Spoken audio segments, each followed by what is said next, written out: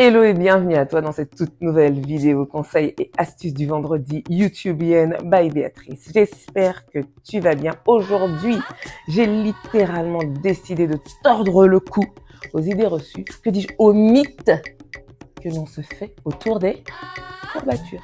Et oui, ces fameuses courbatures qui pointent le bout de leur nez généralement 24 à 48 heures après un exercice intense ou inhabituel. Écoute, ce sont vraiment, en plus, des petites lésions qui vont te donner cette petite douleur où si tu as des escaliers chez toi, tu te demandes pourquoi tu les as posés ce jour-là. Écoute, ces courbatures, il y a plein d'idées reçues autour, il y a plein de mythes et j'ai juste envie de démystifier les courbatures pour toi. Ok, si tu ne me connais pas encore, je suis Béatrice, coach de vie, danse et fitness et j'ai à cœur vraiment de t'apporter de la valeur pour que tu puisses être encore plus cette reine, cette femme étoile vivante. D'ailleurs, une femme étoile vivante doit faire partie de cette constellation, de cette communauté que nous sommes en train de créer. Allez, sans plus tarder, on passe à la première idée reçue autour des courbatures.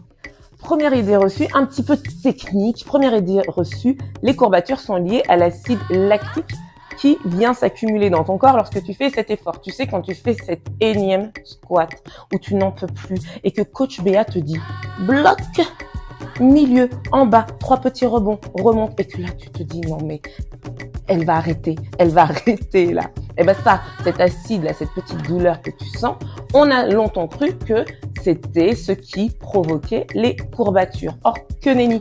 En fait, l'acide lactique, lui, il s'estompe très vite. Tu n'as qu'à le voir quand tu arrêtes, et quand la coach te dit stop, quand tu arrêtes ton squat, quand tu arrêtes tes séries de que sais-je, eh bien, ça part tout de suite. Donc, on a souvent cru que c'était l'acide lactique qui était à l'origine des courbatures. Figure-toi que en fait, les courbatures, ce sont des petites lésions au niveau des fibres musculaires qui, en fait, cicatrisent au bout de 24 à 48 heures et c'est cette cicatrisation qui te donne cette douleur et que quand tu commences à être un petit peu maso du fitness, tu te dis « Oh, j'adore ressentir ça ».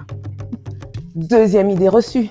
Ah, j'ai fait un super entraînement, j'ai eu des courbatures, je ne te dis pas. Alors ça, c'est la phrase.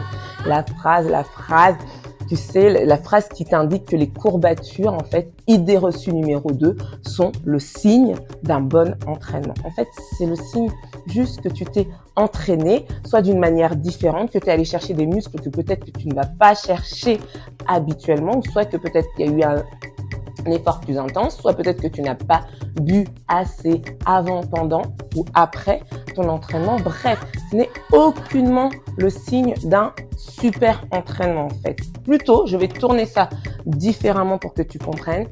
Ce n'est pas parce que tu n'as pas de courbature que tu ne t'es pas entraîné correctement. Donc, vire cette idée reçue-là.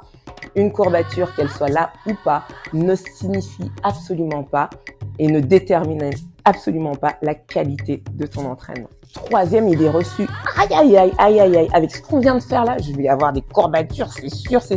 On pense souvent que les courbatures sont inévitables. Ça rejoint un petit peu l'idée reçue numéro 2, à la nuance près que ce n'est pas parce que tu as fait du sport que tu auras des courbatures, comme je te le disais précédemment. D'accord? Et elles sont d'autant moins inévitables que, alors tu m'arrêtes le Doliprane avant la séance s'il te plaît, parce que ça n'empêchera pas la courbature, ça t'empêchera juste d'avoir mal et avant en plus c'est complètement inutile. C'est mon avis, mais essaye de le suivre. Le Doliprane avant et même après, c'est pas très utile, ok? Tout ce qu'il faut, c'est peut-être masser après ta séance quand tu sens que tu es un petit peu trop forcé, masser. Il y a plein de petites astuces naturelles que je vais te donner dans une autre vidéo au sujet des courbatures. Donc, n'hésite pas à t'abonner, à activer la cloche de notification pour ne pas rater toutes les vidéos qui pourront découler de ce type de conseils et d'autres vidéos, bien sûr, les séances du dimanche et la motivation dans la capsule remise en forme mindset. Donc ça, c'était la petite parenthèse. Abonne-toi, like et commente pour ne rien louper. Parce que la prochaine fois, au sujet des courbatures, je te donnerai des petites astuces naturelles hors de lit qui pourront te permettre d'éviter justement ces courbatures. Enfin, quatrième et dernière idée reçue au sujet des courbatures. Et là, je pense souvent aux personnes qui débutent ou qui se remettent au sport. et qui viennent te voir le lendemain d'une séance en te disant « Non mais là c'est pas possible. J'ai découvert que j'avais des muscles intercostaux grâce au pilates et ça m'a fait mal. J'ai découvert des muscles et c'est grave. Et ça m'a fait tellement mal que j'ai cru vraiment que j'avais causé des dommages à mon corps. » Non, les courbatures sont des lésions tout à fait bénignes. La plupart du temps, bien sûr, si ça dure 15 jours, tes courbatures non-stop, tu vas consulter.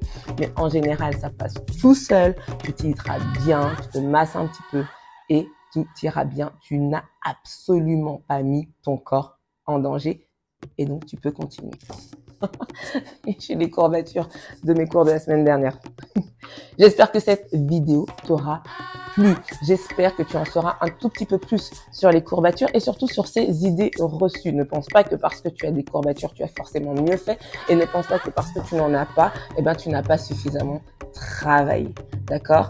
C'est vraiment des idées reçues que l'on se met en fait. Et puis comme c'est vrai que quand on a cette petite douleur en soi, on a l'impression qu'on a vraiment beaucoup travaillé. Non, c'est juste que tu ressens des choses un peu plus différemment que d'habitude. Peut-être que tu as fait un effort plus intense. Plutôt, comme je te dis, que tu ne t'es pas assez hydraté. Peut-être que tu allais chercher d'autres muscles. Et puis attention, nous ne réagissons pas toutes pareilles à ce genre de lésions et nos corps sont différents. Donc le même exercice, la même séance pour deux personnes ne vont pas t'amener le même type de courbature. L'une en aura, l'autre n'en aura pas. Et c'est comme ça. Voilà, j'en termine donc avec cette vidéo. Like et commente.